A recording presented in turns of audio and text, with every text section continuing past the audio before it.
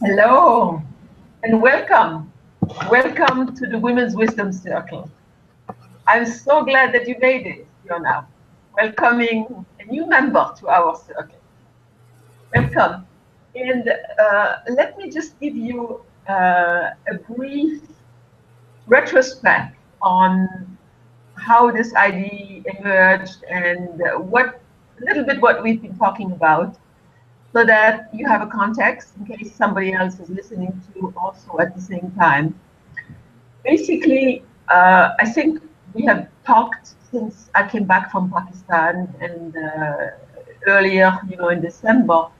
What emerged for me is my terrible helplessness about what can I do, for the immense problems that I was observing around me and what had been happening in Paris also in January, this beating of those journalists and so many discussions I had about that in different places. I feel, it's like I am feeling totally helpless. This is not something that I can do anything about on my own. So let's create a circle where we can address whatever is emerging. And we are still in a phase where we are exploring and just allowing the space of co-creation to carry us. It started where we really realized that what is running the world right now is that mind space. The thinking mind is operating and it's not in balance with the heart. And so we've talked about that, and we talked about the wounding also of the feminine principle. And this is not only in women, this is also wounding in men. The wounding happens in the feminine principle. This is the heart space, which is not in balance in the world right now. And so whatever we're experiencing, the state of wars, the inequities, the social injustices everywhere around us comes from people who are disconnected from, that's at least what seems to be emerging, disconnected from the heart space, disconnected from that space of being and from who we really are, which is much more than that physical entity that has also a human experience. We are that spiritual entity that has a human experience. But we seem to have forgotten about that, and that's creating lots of difficulties. And so we explored that in some of the sessions. And last session, there was a very meaningful and powerful share from Dion, where she actually experienced a miraculous healing from her body, and she had fallen and had different bruising, simply by working with a client and having really experienced this authentic, connected heart space. And the healing occurred during that time. So that's where we've been emerging from, So specifically, what I have been reflecting upon the last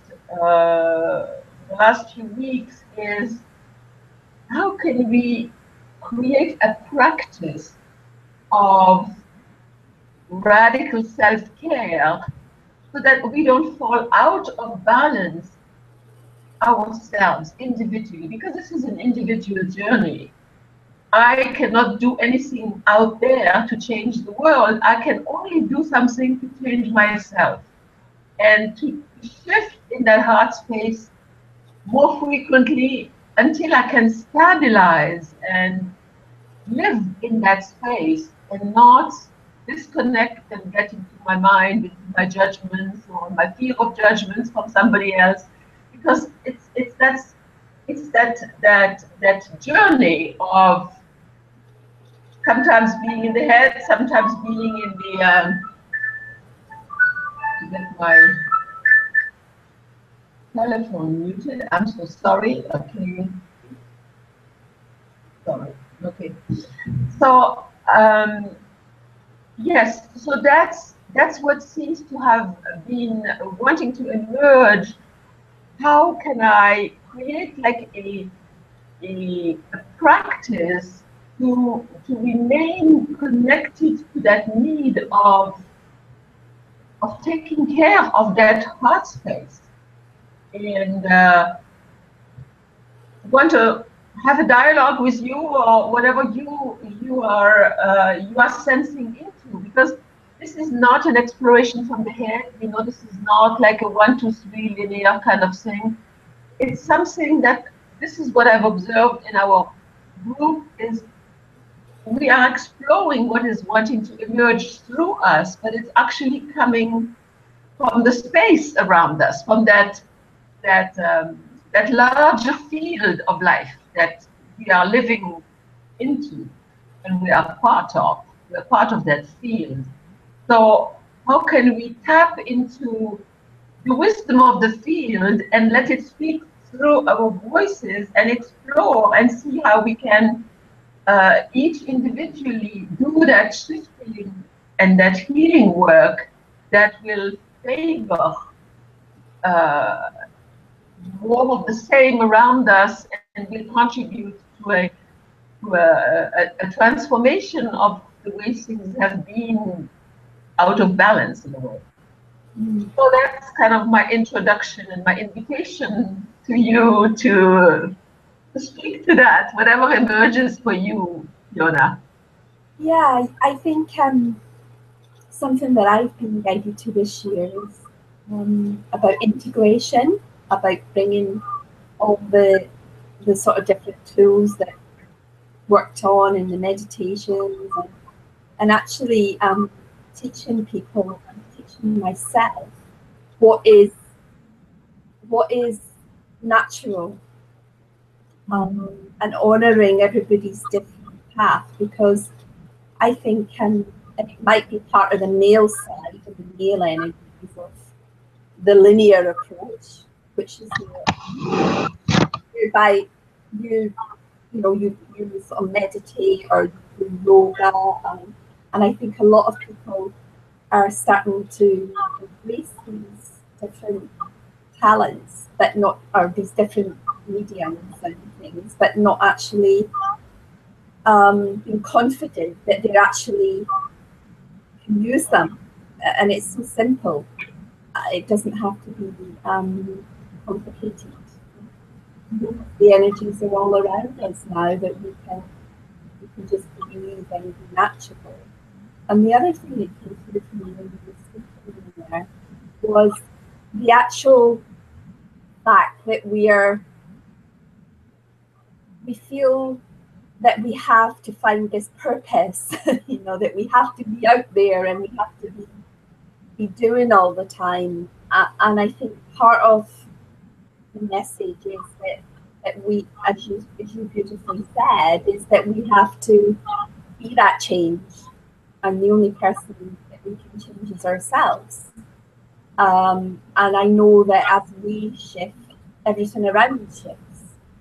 And I do really sense as well, though, and I would like to learn more about how we keep in that space, because I'm in my cabin now. I've been here most of the day, and I'm very privileged that I can have that space to create. But actually, I manifested that when I know this merry-go-round is not for me. There is a better way. So that's where I'm sensing that there is a connection between us, and we have spoken about this before. And it's the more people that we connect with and have the same ideas, mirroring each other, the stronger we become. Yeah, and it's getting back to that place, isn't it? Yeah, this is what I'm hearing is like, teaching people around you and you and yourself also to stay in that connected space, right? When you say teaching meditation to other people, it is really teaching them how to connect to that guidance system that lives in the heart, that speaks through the heart in a way. It's not through the head. And the other thing I heard you mention is like the everybody has this like, what is my purpose? What is, what am I to do, etc. And perhaps the purpose is exactly what you said, is to stay connected to that space, and you manifest a lot of miracles when you are in that space, rather than coming from the head where you have that agenda and that strategy to get to an objective, rather than emerging it from that field. And that's what you kind of said, you manifested this cabin where you have this privacy and this connection, because you've talked to me about that in the past, so I know that's something for you where you are connected, I think you almost get to the stage that it becomes so easy to connect. And this is something I've explored, that I can come into the cabin and I can do a meditation, I can write, I can channel, I can focus. And then I think, oh, well, everybody does this. Everybody does this. And then people are going, that's amazing. That's amazing. A lot of my young people around me are going, wow, that's wonderful. And that, I know we've spoke about this before, in the fact that I feel really passionate about creating a space for young people. And I'm starting to sort of say, well, actually, I'm doing it, but I want to do it more. And probably that's why I'm here, and that's why we're being ready to raise our being or whatever it is, but doing it from inside out. Yes. Did I understand correctly that you have, when you said, well, everybody is doing that you have this doubt that because I sometimes have that, I said, well, whatever I know, everybody else knows, and sometimes, when I check and when I verify, I realize perhaps not, perhaps, like I have had lots of life experiences and it has taught me some things. And if I limit myself and think everybody else knows, then I will not dare speak up and say and take the next step that I sense is emerging through me. And unless I do it, I will never know. If I stop myself in that thought, if the thought everybody else knows, then I will not do it. Then I will kind of stay, stay in. I don't know if you understand what I'm trying to say. And I think what comes to me was I was part of a local mastermind group. It was actually a physical one, which was good. And I remember the gentleman who was running it coming to the cabin, and he said to me, "What right have you got not to share your gifts?" And that often comes through to me, that although I am open to sharing, perhaps there is a little bit of comfort zone there, like it's easy. And I know that when I do step forward and I'm in flow, it just happens, So I do think there is timing aspects for things, and I think you have to be not pushing it to happen. But if we can come back to what you were saying is when you get into that flow, it becomes easy. And sometimes I look around and my world is very different from other people's, and I'm like, and I am starting to move into saying, well, I deserve this abundance. I'm open to sharing, and I do share, and letting go of any residue guilt that may still be there, because we can't fix it for other people. And I've been given some really big lessons on that one. And it, you know, so when you're traveling around the world and you have aging parents and things happening, and you've got to like be on the telephone to them, and then the minute I shifted from trying to be like a rescuer and taking all the responsibility, things shifted for my parents. So I was allowing them to follow their path. So, you know, I've done a lot of work for that. And I'm starting to be kind to myself and really say, well, and honouring the gifts that I've uncovered, because I really do think people have the gifts that perhaps we've done the work to awaken them. Yes, you know, when I heard you say your parents and caring for your parents, etc., of course we care for our parents and we do what we need to do, but it's easy to lose ourselves when we do that and fall into that old pattern of the caregiver that focuses on the other, because that's big time training for a lot of women still, you know, to give first to the others without really giving to themselves and taking care of what they need to be in balance.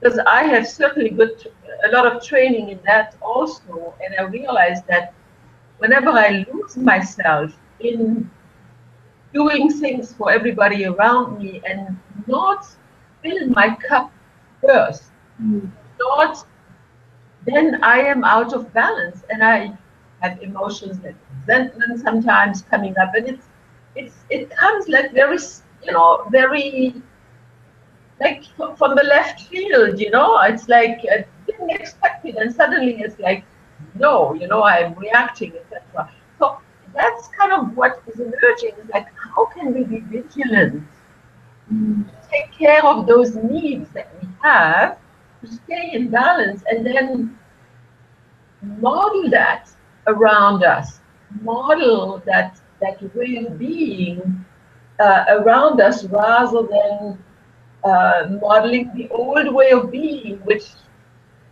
we're very good at that, you know, that caregiver type of pattern that so many women are in the process of shifting. And sometimes these comments coming through when people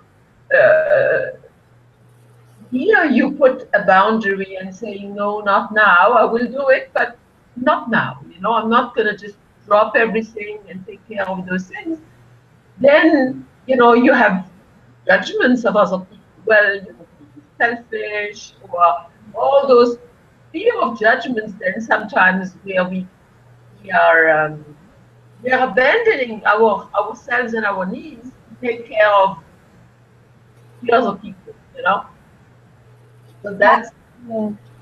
I call that hanging around a little bit, because I've been through a lot of that with my marriage. And one of the reasons I decided to leave Australia and I set a time frame was because I felt as if I was hanging around still a little bit, you know, for my husband. Although I was blessed that I was able to, you know, spend time meeting people and creating and wonderful things. So since I've come back, I'm aware of that pattern. And it's amazing because when I say, no, I'm not going to do that, or I find that my husband now has shifted, and today I was really busy, but I still had that that bit of stress coming in because he was working from home, and I know I'll cook dinner, and I was still trying to get into that old mindset, that old pattern. And then he said, well, what are you doing? I said, oh, I'm really busy. I'm doing all my journals and things. And he went, well, I'll make dinner. And he went off and made dinner. So I think the pattern is sort of upbringings and things. And, it would be good to have a trigger point of, and he helps me now because, we've had the conversations and we've been married for nearly 30 years. So, but I really think being able to communicate that, and he's helping me grow and develop in that area. But it's amazing the number of women who are in that pattern without realizing it and being conscious. And it doesn't mean to say that they're in a relationship that isn't working for them. It's just that they're putting extra stress, as I do, and I still do it, put extra stress on myself. Oh, who's going to look after the dog? And it's almost like, well, nobody else can do it apart from me. That's brilliant when you realize this. That it's like the old mentality where we think we are indispensable, and then we are not empowering somebody else to develop those capacities and those competences of learning how to cook dinner. It's interesting you mentioned that, because I've been staying behind in France, and I'm returning on Saturday to Saudi Arabia, and my husband has now learned to cook a few things for himself. So it's magic. When you're not always there, then there is another way, and that's and I stayed behind because I really needed to move forward with my project, and the quality of the internet there is not something that I cannot do those hangouts. I'm not sure, maybe I will be able to continue with. It's something that I will need to experiment. I know sometimes, I cannot, because of the bandwidth, I have to kind of remove the video, but still, it's it's a process, the process of shifting and staying connected from the needs that we have. And I think that is the biggest shift that we can contribute. Learning really very consciously to take care of those needs ourselves, and not then expect, the old pattern is for women is you take care of everybody else, and then you expect to be taken care of for other things. But the needs we need to take care of ourselves are those psychic needs that, it's not like I'm hungry and you can cook a meal for me. It's more than that. It's all the other needs where we need to bring through our creativity. We want to contribute, and for that we need the time. And if we constantly interrupted and constantly doing something for somebody else, then we are not following through with what wants to be born through us, Yeah, and I think I'm actually traveling to Scotland on Wednesday to be with my parents, and I was going to go last week, and then I physically, and I had things happen. I decided I wasn't going to do it, and I called Dad and said, I'll come the following week, and that was okay. It was okay. But just picking up on a point, because I had a lady, a friend of mine, come to visit the other day, and she's going through quite a difficult time, and she's been actually told that she's been selfish because in order for her to get strong to go through the challenges she has had to. She went to Iceland. She's had to travel. She's She has to connect her link, her spiritual link, but actually get out and enjoy herself. And her sister has decided not to speak to her because she thinks she should be looking after her children, because that's what she did. And I felt really on purpose, because we were in this wonderful space and we did a card reading, and I wasn't, we weren't being negative about our sister, but we were just being in that wonderful space of connection, whereby she was able to really gain strength on her own decisions. And I think that was very special. I think that's what that we're doing, like connecting with each other many times through the years, and when we meet them, we've just been our authentic selves, Yes. From a place of non-judgment. Yes, yes. And the example you gave, about that person who came and the judgment of the person, whoever that other person is, Yeah. that's really the way we've been socialized. You have to do things, have to. Yeah. It's based on the outside, based on an expectation. And for millennia, it probably was necessary that we lived from that place for the reason of survival, so that when we were living in small tribes, we needed maybe to take care of each other in that way and to play the roles that we used to play, the mother, and then the father had his other roles, etc. But we are living in different times. There is a different energy emerging in the world, and claiming that freedom to be who we are requires a reflection on those conditioned thoughts, conditioned patterns that come from that socialization. And it's a program, really, it's a program that we have all learned. And you need to make a choice. How is it going to be moving forward? Am I going to keep on playing those old tapes and do what is expected of me? Or am I going to listen to my heart, take care of those needs that nobody can know except me, and take care of those needs? And then when I take care of those needs, I'm quite a different space in my interactions with other people. There is more love, there is more openness, there's more flow.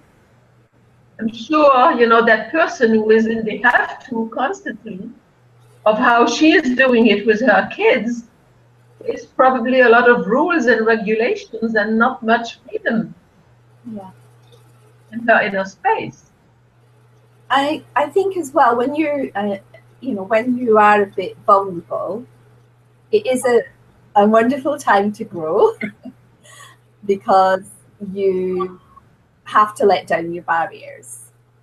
But if you can work through that, as we have, I mean, when many people do, it's a really wonderful time for transformation.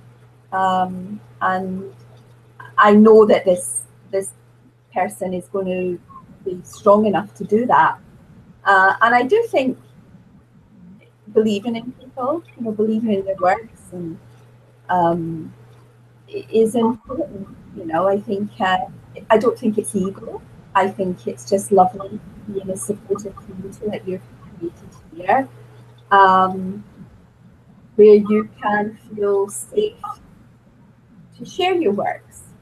And I also think when we're in that safe space, we get stronger. And when we go outside, people know. People start to listen. I mean, even my son has started to like my blog and things. My younger son, when it's a bit uncool sometimes to like things, but he starts to understand that I'm referring to basic basic things that are happening in my life. It's not like I'm quoting spiritual teachings, which I respect. I respect all teachings, and I have read quite a lot.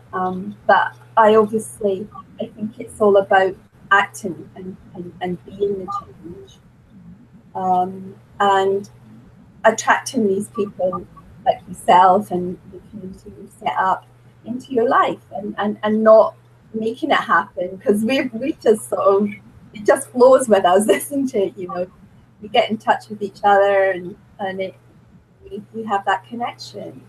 Yeah. And it's beautiful. And I think the more people that have access to it, I suppose.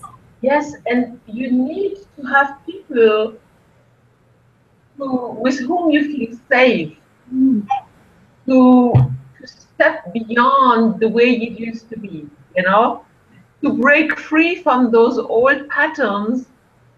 You need to have that circle, or that person that will unconditionally be there and kind of support your emergence, whichever way it's going. It's you know, when we started those hangouts at the beginning, I had no idea on, and voluntarily I didn't want it to come from the head. You know, it's like, it's, let's see what is emerging, and it's still not totally clear to me where this is going to go at one point. Perhaps there could be more structure, you know, and something I will reflect upon. I had a thought today when the other person that was supposed to come had confirmed, you know, that he wasn't coming. And I said, well, if you don't come, I probably will not conduct the hangout, because talking to myself is not what the idea was. You know, even there might be some people listening to the conversation, but you know, I don't have anything that I want to do a lecture. You know, that's not what it's about. You know, so I thought, and that gave me the idea. I said, well, maybe this should be a regular co-creation with another person that is committed to show up, rather than, you know, so that there is always going to be at least a dialogue that can move forward, or nurturing.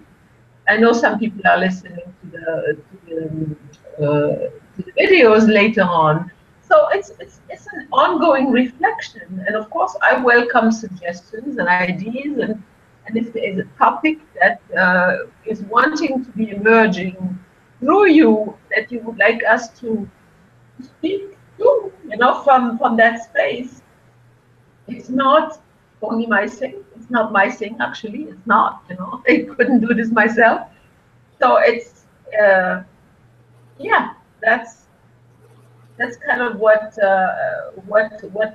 I noticed today. You know, I almost thought, well, I hope, because I knew, you know, you had never been on a hangout. I said, well, what if she doesn't manage to get on?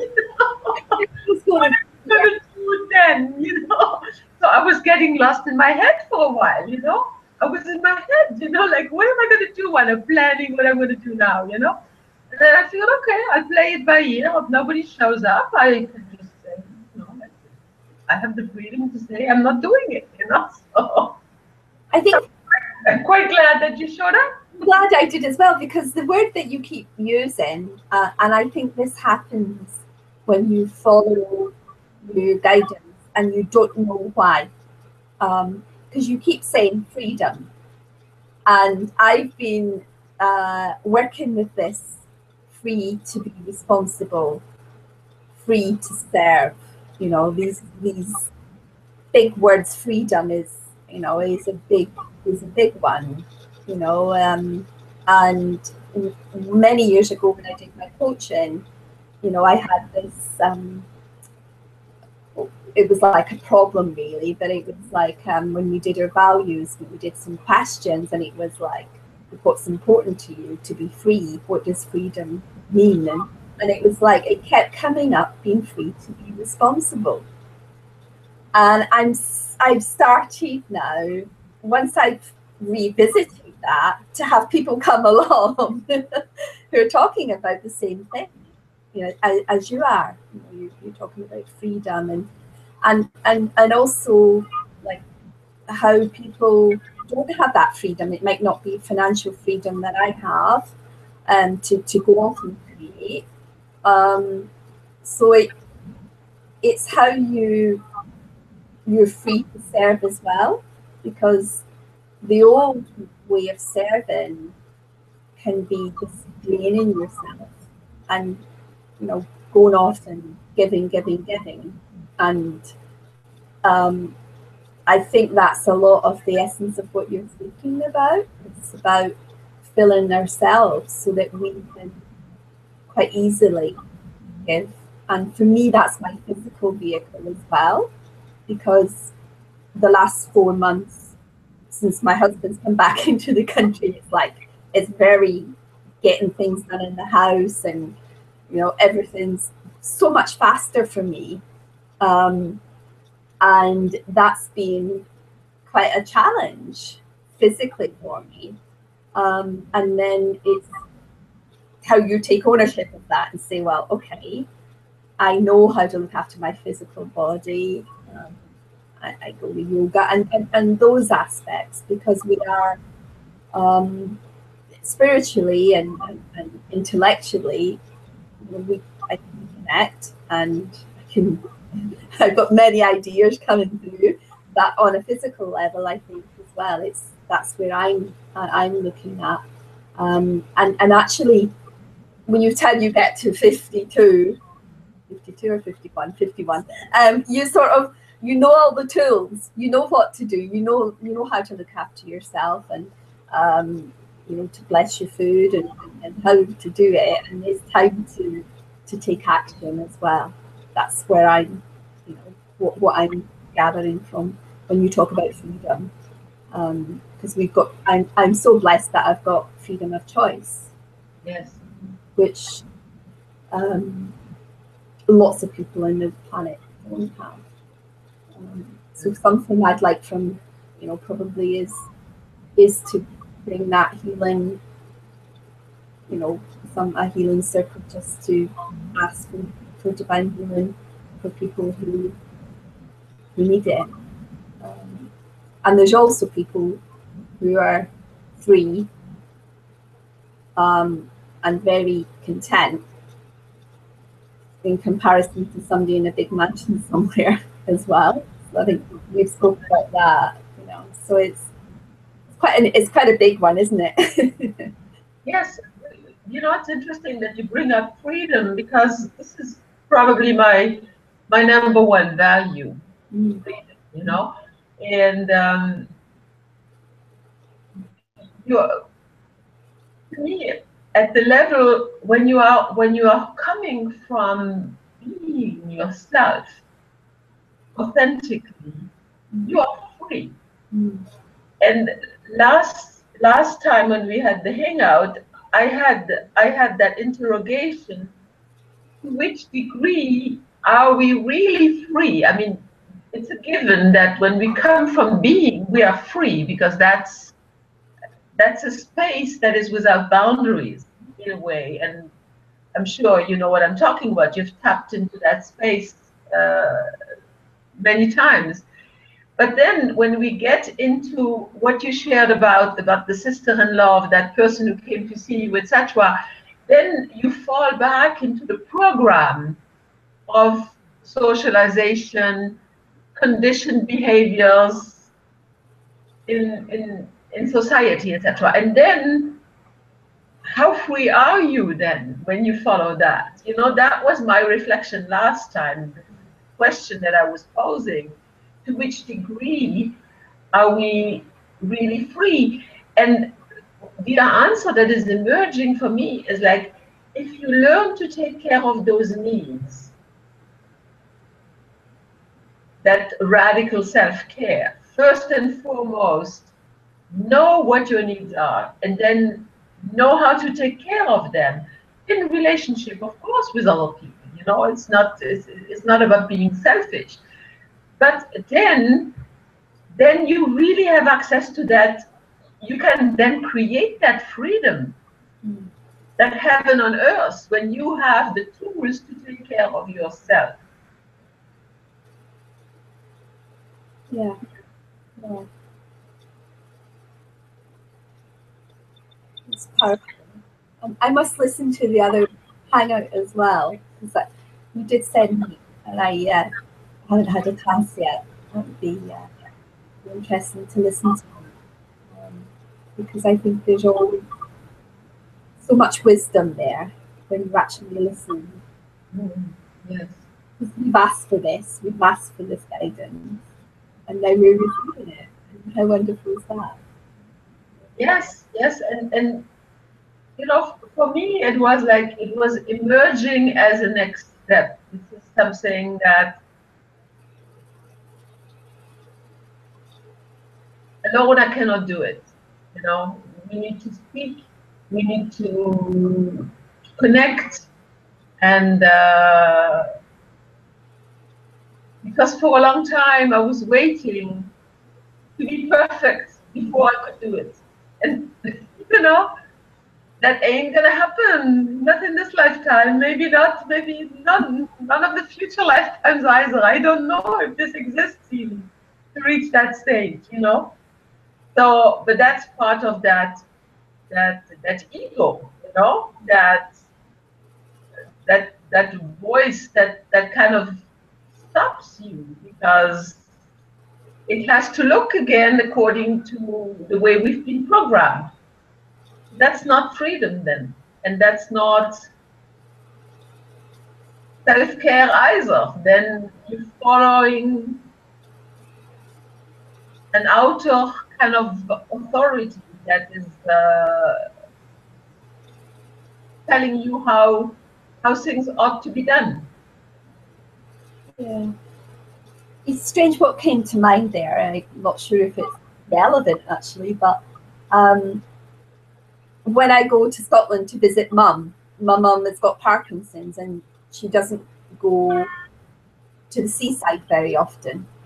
And one of the times I went there, and it was quite a lot of work getting the wheelchair in and getting her in the car and everything. But you know, just the joy in her face as we drove along, and she could see trees, and it was quite a long journey, and then she could see the sea, and got her in the wheelchair. And you know, the cafe, because where we went wasn't very wheelchair friendly.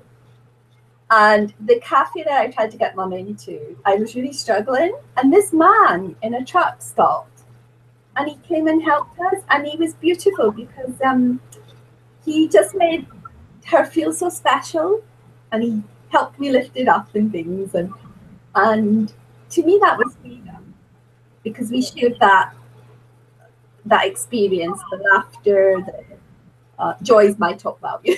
Just of being, you know, just being able to do something that she wouldn't normally do, because you know, a lot of people would say, oh, it's too difficult, or perhaps I would have said that before, but part of me just went, oh, just go for it, get a workout. And